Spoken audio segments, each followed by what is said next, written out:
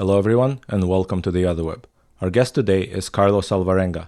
Carlos literally wrote the book on persuasion called The Rules of Persuasion. And in it, he discusses how persuasion is actually a science, more like chemistry, and not an art the way we thought about it so far. So we reached out to Carlos to discuss what persuasion is and how people can use it effectively to communicate the truth. Carlos, welcome to the show. Thank you, Alex. Great to be here with you. It's a pleasure. It's great to have you. So you recently wrote a book about persuasion. Can you tell us a bit about the thesis of the book? The thesis of the book is that the conception of persuasion as a soft skill or as a kind of amorphous thing that you're kind of born with or not, it's undefinable, that's wrong. That the best way to think about persuasion is as chemistry with language, and that it operates in predictable, specific ways, and they can be analyzed and studied, and that almost anyone can get better at it if you understand the rules of this chemistry that I talk about in the book. So I'm an engineer, so you're talking my language here. Right. Tell me, what are the basic chemical processes that I need to be aware of? Okay, so there's one process, but they're complex, obviously complex, but the before we run the process, we understand what goes into the process, right? So in the book, I explained that there are three core modes of persuasion, I call them, right? And this isn't my idea. This is an idea of a guy named Aristotle, a philosopher who wrote a long time ago. And he came up with this wonderful insight that only three things persuade. And that is the character of the speaker being you, an institution, a government, an army, right, a school. There are the arguments presented, things like evidence, logic, proofs, right, laws. And there is the emotion that the audience feels when you communicate. That's it. Now, the odd part of Aristotle is the more obvious something was, the less he explains it. So it's a general theme of his, because he's like, what's the point? And also because this book, it wasn't a book for us to read. It was the best we know was his teaching notes. So it was for his own use, right? It wasn't a public document. And so, which brings up an interesting question of, well, what do you mean by character? What do you mean by emotion? What do you mean by argument? Which is one question I wanted to answer with the book. And the other question was, what exactly, to your point, is the process? What do you mean that someone is persuaded? So what I explained in the book is that we can take character and break it into 7 parts. For example, where does it come from? What is the language it uses? What is its history? What is it connected to? We can take argument and break them into 7 parts. Logic, witnesses, antecedents, traditions. And we can take emotion and think about it in 7 parts. There's positive, negative, exhortative, mystical, religious. These 21 pieces, now I go back to high school chemistry class, I say, think of it as the periodic table of persuasion. Every message I've ever looked at, and I've looked at thousands, is some combination of these 21 elements.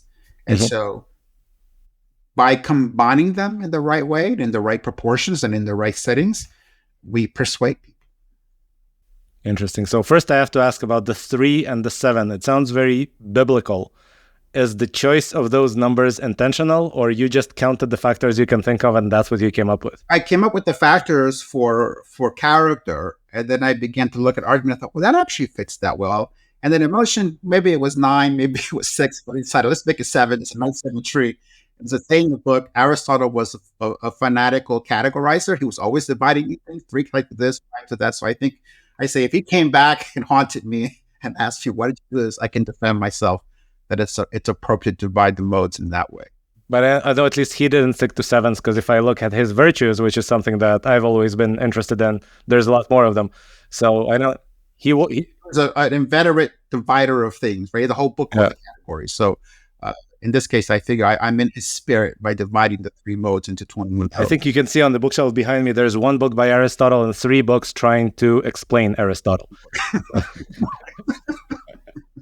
Like reading Shakespeare, it's the same thing. You read 1 book for each chapter, right? Mm-hmm. Right. So I also tried to read the original, but the explainers are easier to understand.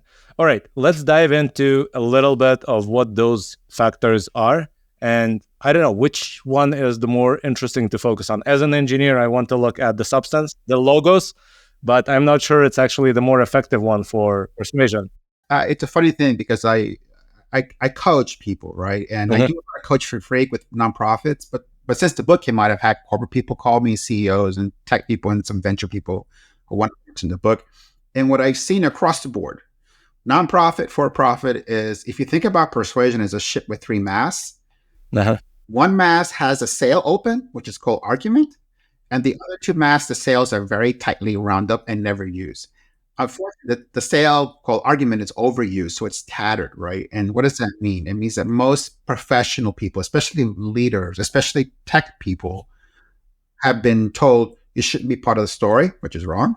And they either have tried or have never tried to work with emotion. And so don't touch it. And in character of the seven parts, to answer your question, the most interesting one is origin. So I think also the most powerful, right? So origin refers to where was character made. What formed your character? The more elite an audience, the more tribal, the more important origin becomes. So you ever heard fancy lawyers say, "What did you go to law school?" This is a wonderful example, right, of an elite tribal group checking to see where was this person's legal character for. Was it Harvard or was it a school I never heard of? So also history. So what does the audience know about your past? And history is interesting because it works bidirectionally. What does that mean? It means that I can persuade by affirming history. In other words, you've heard I am a philanthropist. And so we start meeting and I tell you, I have a big donation coming up. So suddenly I affirm what you know about me. Mm-hmm. It also works the other way. Like I negate it completely. For example, if you've ever seen where someone was a racist, KKK member or that kind of profile, and they suddenly are going out speaking against racism, then that is a complete negation of my past. And that's what makes it persuasive. So they're two like that, status and history that work in both directions. Yeah, I see that last one a lot in politics where there is a claim and it's much stronger if it comes from the side that is being criticized than the claim, right? So if a Republican criticizes a Republican program, it is much more impressive and persuasive than if a Democrat criticizes a Republican program. Right. In that sense, I'm rejecting a little bit of what I'm known for, and that's supposed to make you believe that what I'm saying is true, right? So that's, or at the very least, it shows the listener that I'm not being partisan and just attacking the other side. I'm actually speaking my mind, potentially. Right. It's a claim that somebody makes, using that particular, it's a variation on the history element to negate it in whole or in part, which is what the phenomenon you describe at that moment. What is the pathological side of using character as persuasion, like ad hominem attacks or things like that? Is there something you can cover there? Yeah, there's a chapter in the book which is called, that talks about the evil side of persuasion. So here's the point of that chapter, which is that chemistry is amoral. So I can make medicine, I can make poison. If persuasion really is chemistry, then it can do the same thing. I can use it for good reasons, which is to persuade you to stop smoking or to do good things. But in the wrong hands, it can do terrible things. And so in that chapter, I actually look at the language of the Third Reich. And there was a book that was written after World War II called, the language is called Language of the Third Reich by a guy named Victor Klemperer. Klemperer was a linguist, a philologist who survived the war and wrote a book just about the language that was used by the regime. And in that chapter, I picked 9 linguistic phenomena that he describes, and I name it. And then I say, the reason I picked these 9 out of the many I could have picked is that all 9 are present in American, Western European American political discourse today, which is an indication that someone is trying to poison us, right? Chemistry leaves markers, and it does so in the body, but also does in language. Yeah, so actually one of the filters that we have in the AI product that my company develops is detecting propaganda techniques. And we have 17 techniques that probably overlap a lot with what you've seen in studying the language of the Reich, right? That we pulled from some academic data set, I think from QCRI, right? And we developed filters to detect them, but the idea is the same thing. If somebody is using that trick, they're not trying to inform you, they're trying to persuade you. No, and by the way, that's why I wrote the book, because what happened was that 3 years ago, I was looking for a book on persuasion, and I ordered some, but they weren't really about persuasion. They're about manipulation or influence or psychology. Nobody really explained the word. And I was looking for a book about the word, right? And what does it mean? And so the book was an attempt to do something which I thought hadn't been done since Aristotle started the conversation. I wanted to add to I wanted to follow up on where he left off, really, and skip everything else in between. And so it tries to answer what it is, but then back to the other question, which is the process, right? So what does it mean? Which is, it's actually in Aristotle, but just not in the rhetoric, it's actually in the metaphysics. And so it goes something like this. We walk around in what I would call, or what it's called, a pre-audience state, right? Computer on standby. Suddenly there's a message. Let's say it's an ad that you see online. It requires certain things to be true for you to interact with it. You must speak the language. You must recognize iconography. You must not be turned away by colors or imagery. But let's say that all the conditions are there so that you will engage with it, which is then the next step. When you engage with the ad, two things have to happen for it to work. One is the original chemistry has to be good, which means that energy is released, right, as you engage with it. Then you contribute energy, right? And so as you contribute more, the ad generates more. There's a reaction that goes on. At one point, an idea is brought to life, what Aristotle called vividness. When the idea, the truth, right, or the claim becomes vivid, that's the instant of persuasion. There's only one thing left to decide, and that's called adherence, which means, is it sticky? Is it still there 24 hours later, a month later, a year later, for the rest of your life? So this particular process is interesting because it explains moments where a speaker is surprised at the reaction. Right? What they didn't know is that the audience was like a cell charged with energy, looking for a place to go. And along comes the right chemistry, and all the energy rushes into the reaction. And even the speaker, this is what I think happened with Donald Trump in the US, for example. He tapped into an energy that needed to go someplace. And other people have been trying to connect with it, but only he could. And only he has been able to. That's why nobody's been able to replace him, because he is the only one who has the specific chemistry that can tap into that cell of energy, which is half the country at this point. Mm-hmm. So you mentioned one word somewhere in the middle of that answer that I've been thinking about from the very beginning: influence, right? And if anybody asks me about the best book I've read on persuasion, I will name Influence by Robert Cialdini, right? And so the question is, well, if he is sort of the elephant in the room before you came along, how is your vision different? And how is perhaps your view of persuasion different than influence itself? How is persuasion different than influence? Yeah, I'll answer how it's different, right? And that's, if you read Cialdini, a lot of it is about psychology. So he describes psychological effects. For example, the gift effect is one of his chapters, right? I do something nice for you, and then you feel some kind of obligation to return the favor. They're really almost about like autonomic responses, things that we do without being aware of them. I don't think of that as persuasion. I think of it as psychology. I don't even think it's influence. In my book, I explain, at least my theory is this: influence happens indirectly. For example, you may have heard about somebody named Jesus Christ. And you heard he was a really nice guy and he did wonderful things. And you think, oh, that sounds great. I should be more like Jesus Christ.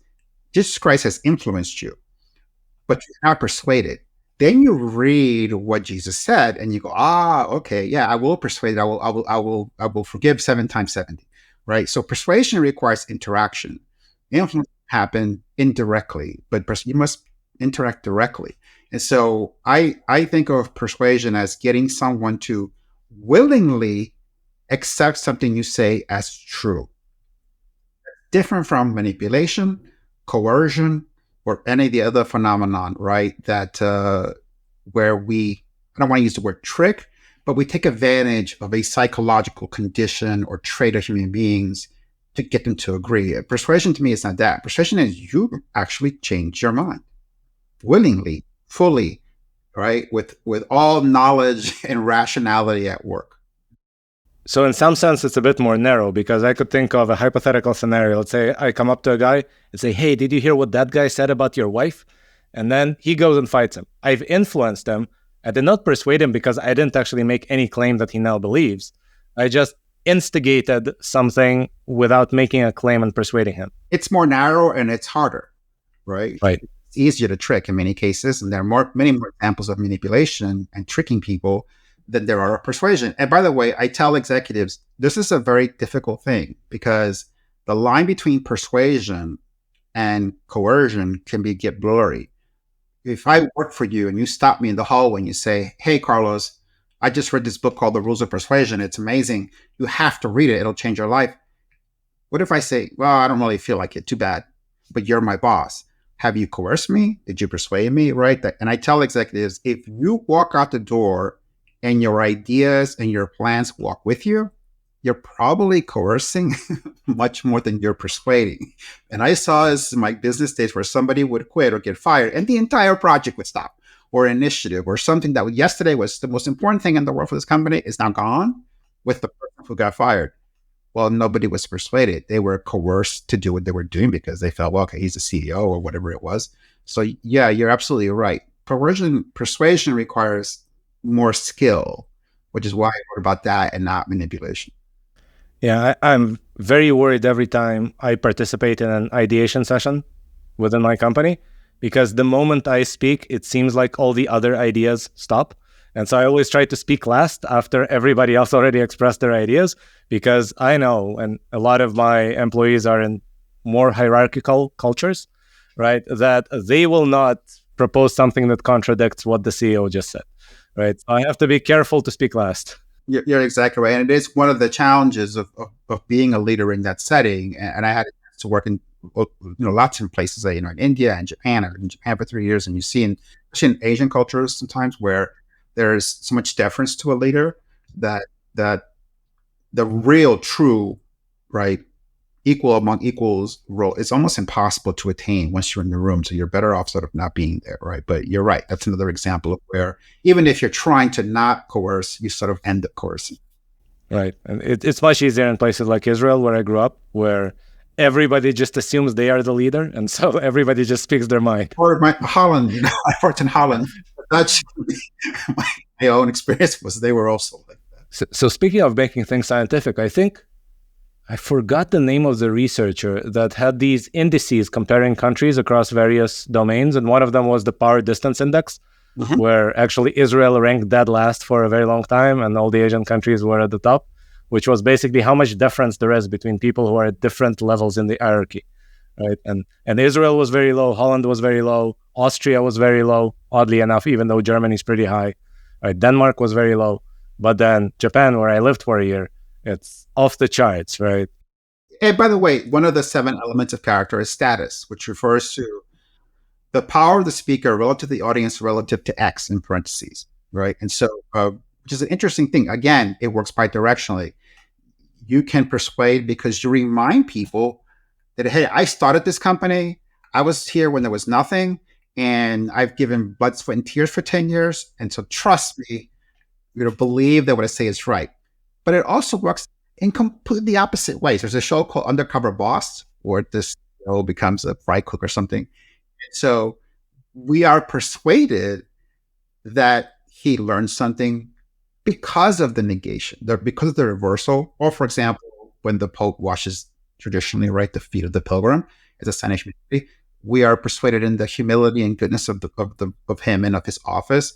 So this reversal of status, right? And again, status can be a tricky thing where, I talk about in the book, where people think I should reinforce it when you're better off dialing it back a little bit. You'll do a lot better, right? Or sometimes you're not using it enough. So in that case, right, that index is an index of the effectiveness of status as a persuasive factor in that culture. All right. So you mentioned people don't use character enough. They overuse argument. What about emotion? What should people know about emotion? Emotion is my favorite of the 3 because it's often the thing that people are the most afraid of. In fact, I think the chapter is called, you learn to love emotion, right? And so the how to love emotion, because it's hard, right? Now for the ancients, this is an obsession. They would just go on and on. There's 7 kinds of anger, 4 kinds of hate, 5, 6 kinds of envy. It was just a thing for them. And the important thing that Aristotle says in the book is to use emotion well, you must know 3 things. One is how to generate the emotion. 2, how does it behave, right? For example, Some emotions accelerate the mind, some emotions slow it down. And then what is its effect on the audience, right? When you know those three things, then you can use whatever emotion you want. And there's a question I asked. In fact, I had a coaching session earlier today with two founders who were struggling a little bit with their pitch, right? And so I said, what do you want me to feel when you finish talking? And they didn't have an answer. We got all kinds of information, all kinds of AI this and all kinds of other stuff. And simple question, what do you want me to feel? You want me to feel excited? You want me to feel challenged? You want me to feel inspired? You know, by the way, inspiration is creation, desire, right? So, and they never thought about what they wanted me to feel. And I said, well, I'm going to feel something, even apathy. So if you haven't engineered the emotion with the same care you've engineered other things, right, then why would it work? So all of a sudden the light bulb goes to go, okay, wait a minute. And it took them, and it was hard because they never thought about this. And the two of them didn't quite agree. Well, I wanted to feel this. And they go, no, I think the right emotion is that. And I said, okay, this could be one reason, right? Why? In fact, I'm going to go ahead and tell you that the chemistry is not ready because you haven't thought about this part of it. Yeah. I think realistically, most founders, even when they are advised things in emotional terms, they don't quite connect it to emotion because most founders are techies, right? So the normal sort of common wisdom of what the purpose of an investor pitch is FOMO. You're supposed to generate FOMO. But most founders don't realize the F in FOMO stands for fear. That's what you're trying to generate. Otherwise, why would the person make a decision right now, right? The very first word in FOMO is actually fear. So if you go, so then you go, okay, you should then be as skilled in generating fear as you are in writing lines of code. Because by the way, that's more important. You can mess up a couple of lines when you're early, but you can't mess this up. So, and it's a remarkable thing when I talk to people who are otherwise like just brilliant. And you say, have you thought about you want somebody to feel? And they, well, okay, I don't. I have no idea. And this is, I get asked to talk about the book, and there's a slide I show at the start, and it's a blurry shot of a person playing the piano on stage, an audience watching. And I say, imagine that to become a founder, to become a CEO, to become a partner, you go through all these interviews, all these HR boards, and they go, Alex, you did great. Everybody loves you. There's only one step left for you to become president. Let's go on stage and just play something. Okay, Bach, Brahms, Mozart, I don't care. Little like Beethoven, whatever you like. Just pick anything you like. And you go, wait a minute. I've never taken a piano class. In fact, I've never seen that big black thing. And they go, well, it doesn't matter because all the executives here are very good at playing the piano. And they all do, are sort of born that way, right? And you go, that's crazy. But that's as crazy as persuasion is, because you're not going to be a good CEO. You're not going to be a good founder. You're not going to be a good VC. You're not going to be even a good doctor if you're not persuasive. And yet you're never taught it. It's never explained to you. Most people, everybody I've heard with, can't define it, right? With confidence. And so how are you supposed to be good at it if it's something that you've never even bothered or been asked to define? And hopefully, at least that was one of the goals of the book, was to say, okay, I know this is important. This is really critical. Here is a guidebook to this word, right? So that you understand. If somebody asks you what it is, you say, it's a demonstration that something is true or seems to be true, full stop. Once you get that one sentence in, now you can start thinking through, what does that mean, right? So yeah, it's a funny thing that it's so, I say in the book, we know so much more about things that are so less important to our success. And this thing, which can be life and death in a professional role, we never sort of think about it. Yeah, I always thought that two subjects that must be taught in schools and for some reason aren't are logic and polemics, because you need to know how to think and how to transfer that thought to somebody else so they also think the same thought. Logic is one of the 7 parts of argument, right? And so you're right. It's these things of how does this chemistry work? How does it affect you, right? And or also audiences, for example. One thing is silence. So I have a small section of the book on silence, and it's based on the work of a guy named Salman Akhtar, a psychiatrist. And he wrote a really interesting book where he says, we teach psychiatrists how to talk all day long, but nobody ever taught me how to listen when I was in medical school. So I'm going to write a book for psychiatrists, teach them how to listen. And he talks about 8 different ways of listening, and I highlight 4. And when you say, how are you listening to me? It's a question that most people can't answer, right? And I go, well, you should at least know the four that I'm going to talk about, because listening is a technique within the chemistry. Sometimes you have to wait for a reaction to take place, right? If you sit there and you go, okay, why hasn't this happened? Okay, because it takes time. And I was watching someone today, and I kept telling her, let the chemistry work. Just give it a minute, right? You're asking them to think about something. And this is she's making a claim that a typical startup claim of like, hey, everything's changing, the world's going to be a different place. And that's great. Give the audience a moment to let that sink in, right? And then watch the audience. So quiet, stop talking, and observe. And so it's remarkable how, again, if you say to somebody, could you name two different ways of listening? I'm telling you that most people cannot. Well, there's at least four you should know, and then learn how and when to use them. So yeah, even something like silence to me is the analog of waiting in chemistry, right? The reaction may take a moment, but it'll get there. Just give it time. If you start talking, you pause the reaction. Yeah, I should mention probably the most common way of listening is just waiting for a pause so you can speak. That's what most people do. To somebody, you don't talk to him, you just interrupt him from time to time. But interesting, when you talked about pausing and letting that sink in, that almost gives me flashbacks to Chris Voss's book, Never Split the Difference, where he talks about the negotiation often, especially when you say no. Don't explain the no, just let it sit there. Let the other person think what it means and what they need to do to fix this, because chances are the solution they come up with will be better than what you're about to say. And it's a funny thing I was on a show with a former FBI negotiator or hostage, and the host asked me, because he hadn't written a book about negotiating based on his years in the FBI, and he said, how do you relate your book to his book? And I said, we had medicine long before we had chemistry. For thousands of years, we knew this plant cures a rash, or this one takes away a headache, right? So I think his great books about negotiation or selling are medicine. My book isn't medicine. It's the chemistry. It's why his book is great. And he said, you're right. I said, when you talk about that, you're talking about time, right? And what do you say and what do you don't share at that moment? And so I think that's the interesting part. I'm always interested to look at, because now I'm actually doing my PhD in this. So I tried to go back to school, and for the next book, I'm going to do it as on a different topic, still the same topic, but on a different focus, right? Because it's trauma. And as I do the research for the second book, it's interesting to see how these techniques get applied in things like communications, right? And I think it's great. I'm more, like I said, I'm more the chemist than the doctor. I like to know why did that book, what they say, work? Why was that a great class, right? Why did the thing you learned in the negotiation class work for you? I find that a little bit more interesting.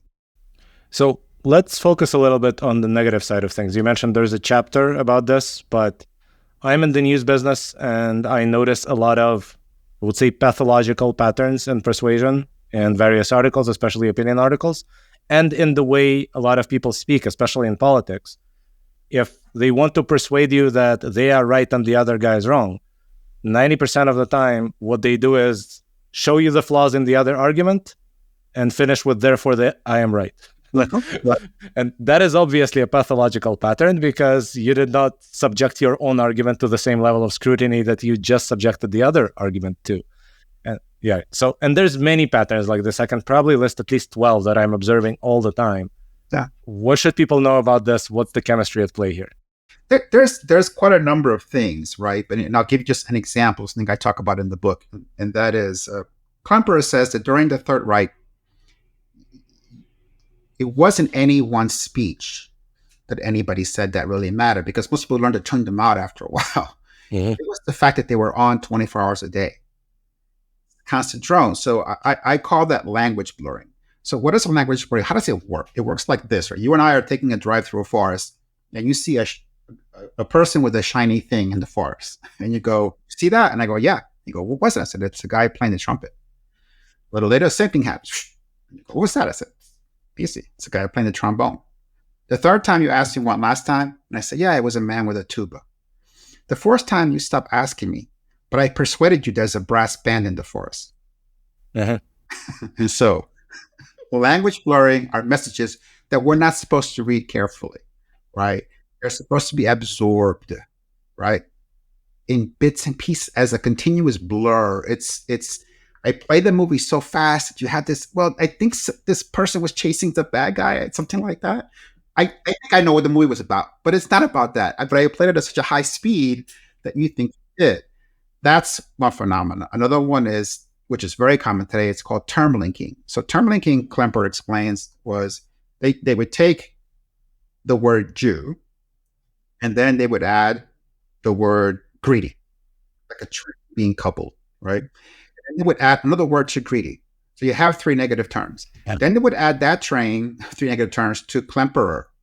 And then Klemperer had to say all the terms when he went to an assess office or they would hit him, right? So when you start seeing people connect derogatory terms or positive terms to individual human names, term linking is at work, right? And it's corrupt action. And so that's a problem. And we see this today in the US, happens all the time. Another one is what's called dislocation of values. Dislocation of value is where if imagine I could change the numbers on a scale. And you think 0 is 10 pounds or 10 pounds is 0. So this is what the Nazis did. They came in and said, okay, not all Germans aren't equal. Some Germans are better than others. They're called Aryans, right? And they were sports heroes. Hitler loved race car drivers for some reason, right? Car drivers, military heroes, certain kinds of intellectuals. So then we take the population and we first raise one group, right? That goes along for one. You go, wait a minute, if some are better, then shouldn't some be worse?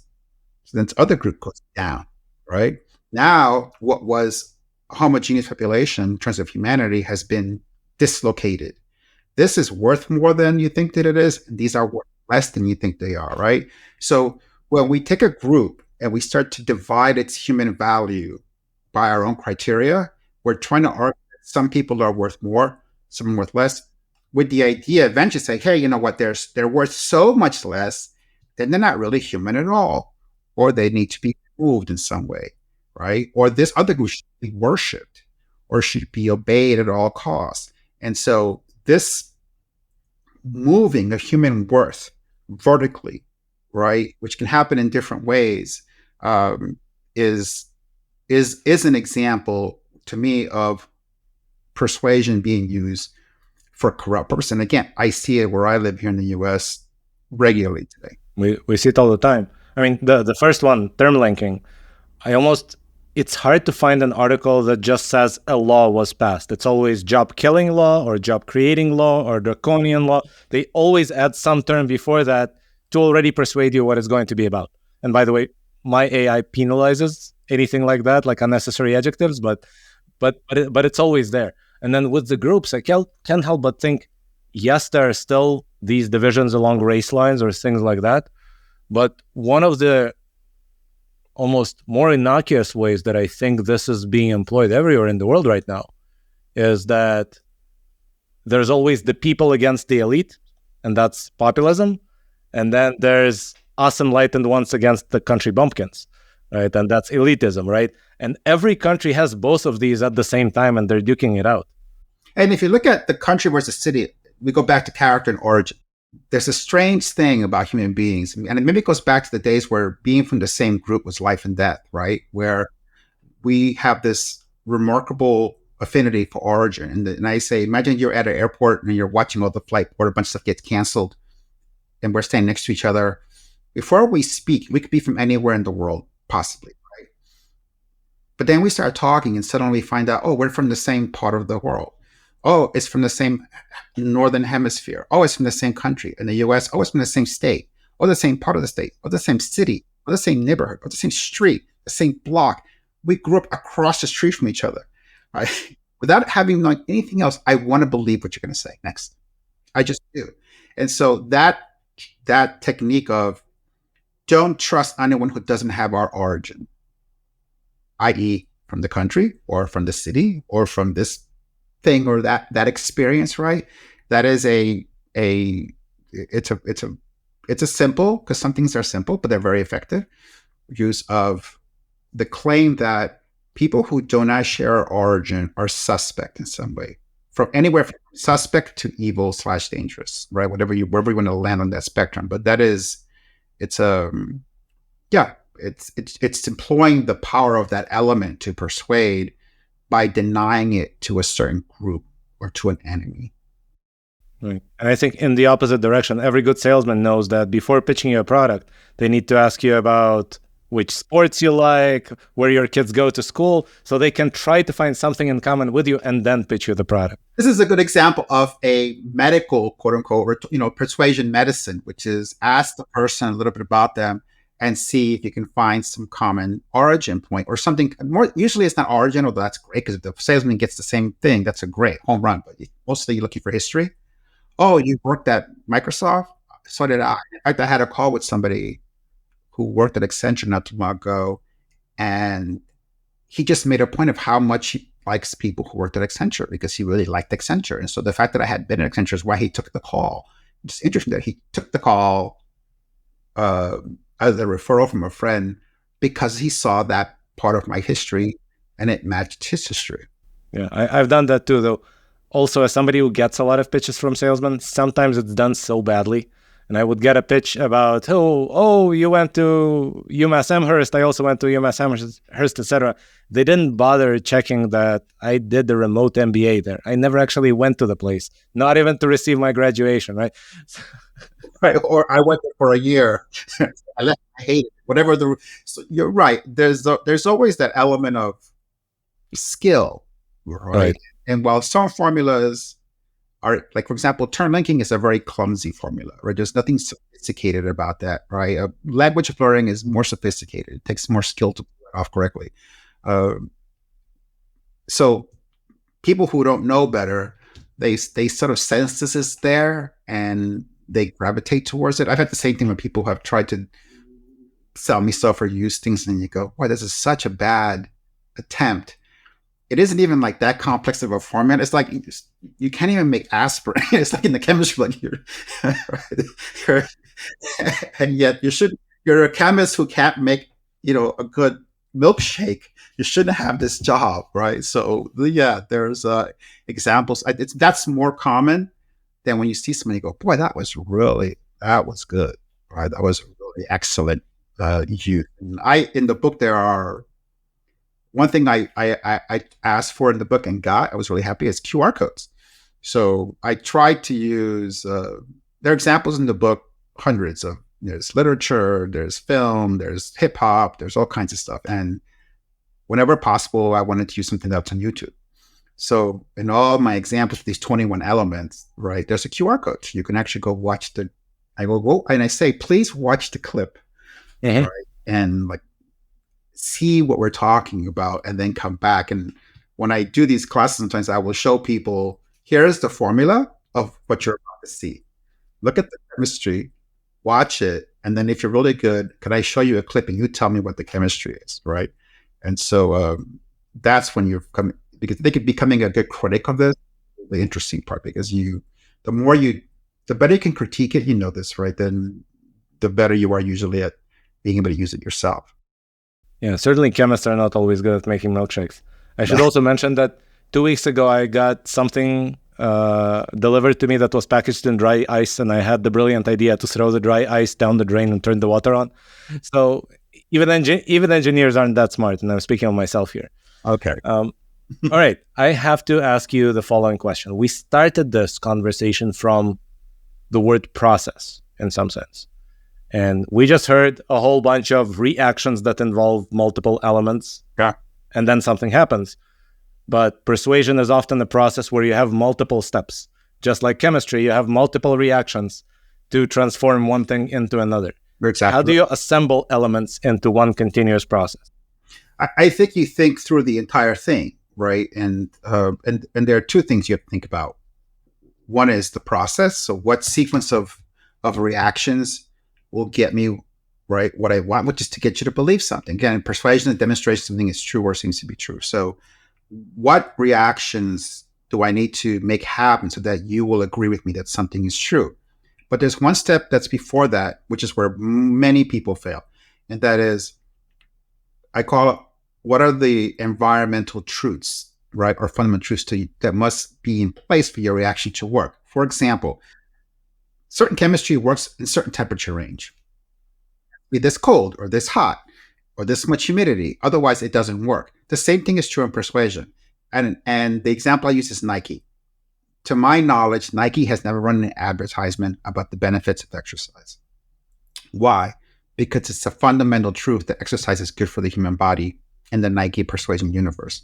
And so if you have a belief that something is true and it isn't, and this happens all the time, it doesn't matter what the chemistry is, because your chemistry requires high temperature and it's freezing outside, right? So think about what must be true, then say what sequence of reactions, if I can affect them in the audience, either in one continuous sequence or over a period of time, because it takes time, will get you to believe what it is that I want you to believe. And I do believe this is an important point, that persuasion, they say in the book, is not about selling. It's not about getting you to say, I agree. It's more fundamental than that. If let's just say you love, I don't know, what's the movie with Kaiser Sose in it, or The Usual Suspect? Let's just say you just love The Usual Suspect, like me. I love this. I do. Okay, so you beat me to the point. You just, it's the best gangster we ever made. And then we meet, and I go, I agree. I think that it is. It's spectacular, right? Okay. Writing. At that moment, you and I become a community. Mm-hmm. And this is a fundamental human need, to be joined with others, right? And that's persuasion. We want others to believe what we believe. We want others to honor whom we honor. We want others to dislike what we dislike, even if we don't say so, right? So it's so basic to us, because being unified or united to others through belief is as old as human beings and persists, right? And so I think that's what this is about. It is about us wanting to connect, and persuasion connects us. I guess where I was going with that question is whether there is a particularly scientifically correct way to order the reactions. Like you mentioned investor pitches before, right? You had founders trying to formulate the pitch. Well, if I read all the instructionals on that, they will say problem, solution, traction, team, financial or business model, future roadmap, etc. There's an order to these things. And some pitches would change the order and put the team first. And I wonder, is there a chemical reason why one order is better than another, for example? There isn't, and there isn't a right order. In fact, I was on a podcast with very senior lawyers, and they were talking about a process in law proposals.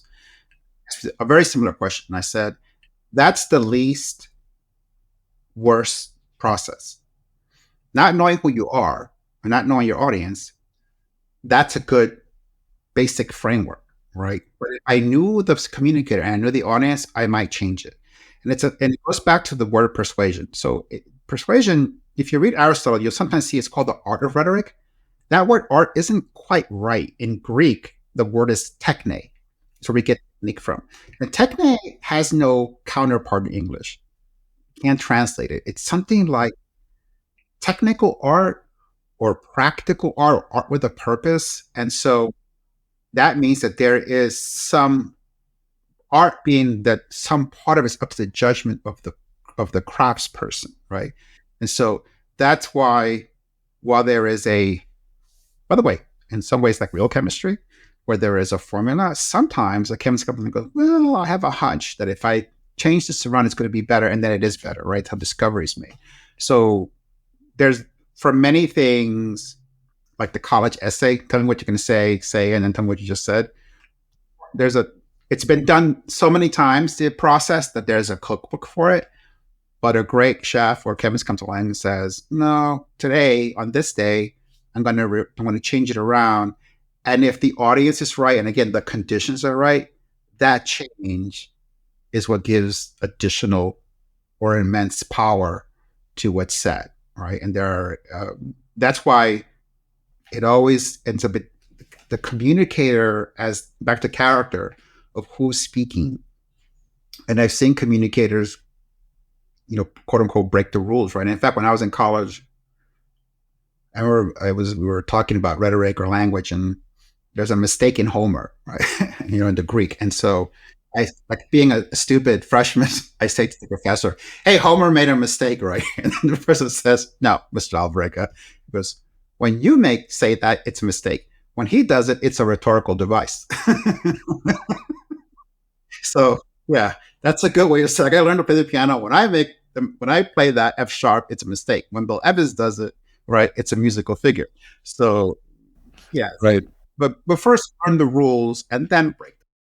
Well, I think you just quoted Picasso then, right? Yeah, That as an amateur, you have to learn the rules, and as a professional, you get to break them. exactly. So yeah, I think you definitely need to earn the right to innovate in some sense. You have to be an expert first. We are putting it. Yes. All right, let me ask you a last question, and this one is perhaps more grandiose and societal in nature. Can we persuade people around us to use persuasion more ethically somehow? Yeah, I think you can. I think this is a it brings to the fact that there was a person who I respect very much as a scholar of this topic who, in a way, didn't want me to write this book. All right. And his take was, look, the chemistry is best left for the chemists. Don't give it to everybody. And my defense was, well, we used to teach this before World War II. We stopped teaching it. I think because of what happened in World War II, in part. And I've talked to scholars who say we don't know that for sure, but that's probably at least a contributing factor, right? And I offered him a chance to write the afterword to the book, which he did. And I think that this is a key thing for me, right? That the best use of persuasion is persuading the truth. And I say in the chapter on the dark side vision that the ultimate goal of corrupt persuasion is to kill persuasion. What does that mean? It means I want to get to the point where I don't have to persuade you anymore. Right? That's the goal of bad persuasion. Is that the goal of good persuasion is to make sure that I always have to persuade you. I never coerce you. I never trick you, never manipulate you. If you agree with me, it's because what I say is true. So they're at polar opposites of each other. Right? So I think that when you argue, and by the way, Aristotle, because he felt it was important for him to respond to the critique of Plato, who didn't like this office, he adds the thing that you shouldn't use this other than for arguing things that are ethically good or morally right or true. And I hope that's the case, right? And I like to think that if the book is read, it'll be read more by people who want to persuade things that are good and true than those who want to persuade things that are bad and untrue. And certainly we hope that no person reads it who thinks persuasion should be used just to deconstruct everything, including persuasion itself, so that nothing works anymore. Right. Let's hope that. And before we go, I'll tell you a story that I had. I went to do a talk at a journalism school, and one of the students asked me, "Is persuasion a uniquely human activity?" And I said, "It depends on whether you believe in God or not. If you believe in God, it's not. Because if you look at, especially the Abrahamic faiths, the gods try to persuade us with the same rules that are outlined in the book. And when they even talk to each other in ancient Greece, they're using the same thing. So gods follow the rules as well." And he said, "Well, what about machines?" I said, "That's a much more interesting question." And I told him about Project Debater, the IBM project they had when they had the Watson project to beat a human in a debate, and it failed, which is why nobody's heard of it. Right? And it was supposed to beat a person in debate. And you can watch a panel online with the project manager from IBM, and he said, it's much harder to beat even one person in debate than it is to beat them in chess. So for the time being, persuasion will remain a human activity. I said, but that was before ChatGPT and AI. So what I think is, as a researcher, that I'm on the lookout for is, I know machines can scale the rules. I don't know if machines will rewrite them. So I suspect not, but I won't rule it out, right? I don't rule it out. It's possible that I'll have to do another version of the book in 5 years or 10 years and go, well, there's another chapter, which is, there's a fourth rule or a fourth mode or some other. I have to add a new element to the table that was invented by some very bright people in the AI world. It's possible. Yeah. So I am in the AI world. I can tell you that already there is a lot of research that essentially shows that sales scripts or landing pages written by AI perform better than ones written by humans almost across the board. And that is with the current model of large language models, which essentially invent nothing.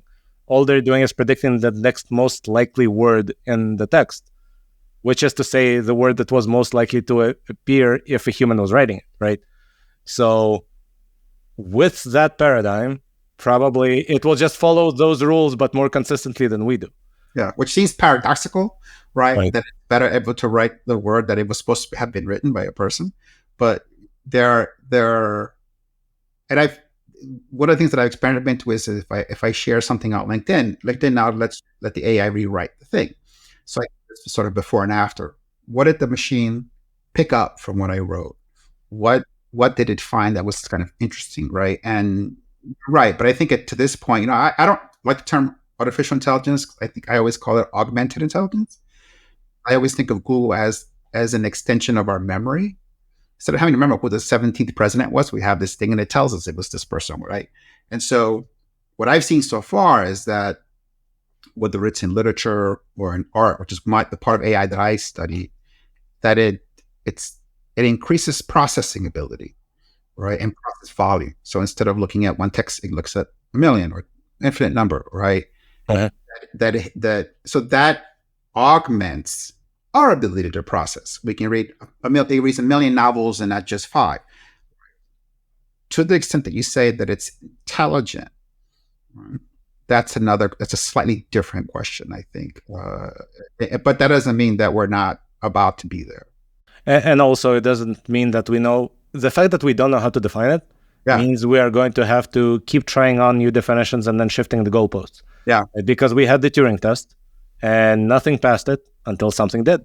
And now it's out the window. We have to invent a new one. And maybe the new one will stand for a while. But then at some point, something will pass that too. Because the Turing test was a kind of persuasion test, right? Which is persuade me this is a person. But it turned out to be much easier than we expected. And so, because we're maybe more about us and the machine. But now you say, okay, can this thing invent original arguments? Not yet, but as I mentioned, it already does better at persuading me to buy something. Yeah. Which is already pretty impressive, at least in the realm of persuasion. Now, will it invent a new mode of persuasion? Maybe. It seems like one of the easiest things for AI to do, which a human really can't, is to use the character of the person being persuaded. That's an element you didn't have in your map, because I assume that's very hard. You don't know that much about that person, potentially. But AI could know everything about you before the persuasion even starts. And that would be, it's still the same rules. It's just that you're using the character of the audience instead of yours, right? And it's usually a combination of the two. But you're right. And it could be that it knows it better than you do. Right? It could look at your history and say, like I asked people sometimes, what in your history would make you persuasive? They struggle. But now the machine says, no, it's that time when you were 6 that you forgot about. When this happened to you, that story is really effective in this setting.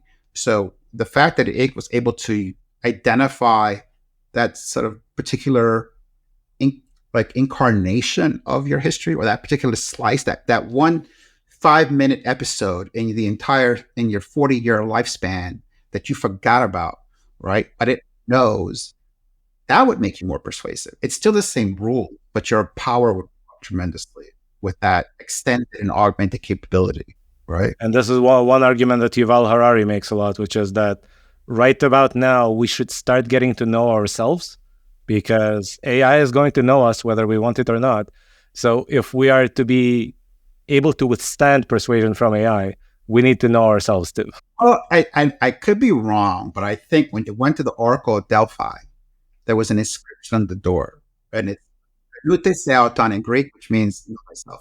So he's speaking words that are valid for as long as humans have been around. Yeah, well, you see a lot of quotes from dead Greek people behind me, so we all tend to go back to that wisdom. For a few of them. All right, well, Carlos, thank you so much. This was awesome. Alex, thank you for having me on. Thank you for everyone who listened. And I appreciate it. I hope everybody will check out the book, Rules of Persuasion. Absolutely. So I will include the link to the book in the description of the episode. So hopefully people will check it out and buy it. Thank you for having me on. Bye-bye. This has been another episode of The Otherweb. Join us next time for more discussion about news, media, information, proper thinking, and everything in between.